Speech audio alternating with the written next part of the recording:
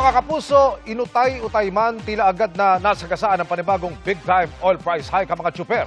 Ang isang grupo, magkakasa ng 2 araw na tigil pasada simula bukas para ihirit ang taas pasahe. Nakatutok si Bernadette Reyes. Matapos ang ilang oras na biyahe, sa diesel lang napunta ang naipong barya ng jeepney driver na si Ronnie Noynay. Wala na tayong magawa dyan, ganyan na talaga yan. Pagbaba nila, piso, pagtaas, 10. Babiyahe pa rin kung may kikitain pa, kung wala na, tigil na. Ngayong araw kasi, tumaas na naman ang presyo ng diesel ng hanggang 8 pesos and 20 centavos kada litro. May kasunod pa yan na 2 pesos and 40 centavos dahil nag-implement ng staggered increase ang mga oil companies. Ang gasolina, nadagdagan naman ng 3 pesos and 60 centavos kada litro.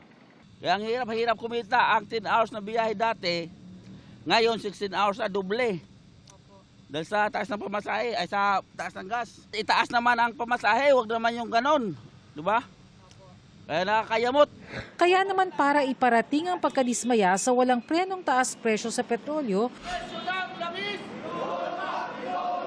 magsasagawa ng transport strike ang grupong Manibela bukas.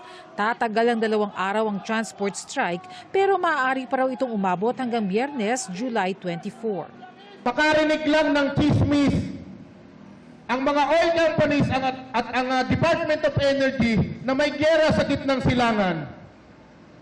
Agad na silang magtataas ng presyo. Dapat i-unbundle po ninyo yung presyo ng mga produktong petrolyo para makita natin magkano talaga ang pag-angkat, magkano ang ginagamit o ang gastos. Hihirit rin daw ang grupo ng dagdag singil sa pasahe. Matatanda ang noong Marso, sinuspindi ni Pangulong Bongbong Marcos ang planong taas singil sa pasahe.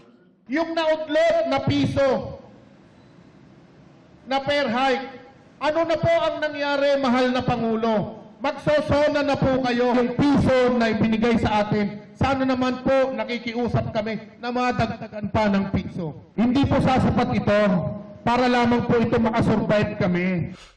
Sa monitoring ng Department of Energy, 4 na magkakasunod na linggo nang tumataas ang presyo ng produktong petrolyo.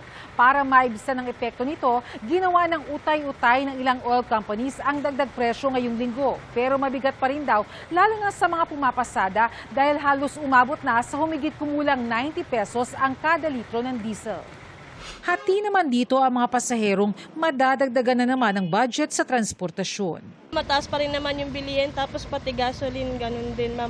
Parang wala din pinagbago, ma'am. Kahit Huwag po muna. Huwag muna, ma'am, kasi parang hindi pa naka-move on last, tumaas yung gas, tapos tataas ulit. Mabigat pero kakayanin siguro kasi kawawa rin naman sila eh. Pare-parehas lang naman nagtutulungan na lang. Wala pang pahayag ang LTFRB. Bernadette Reyes, Nakatutok, 24 Oras.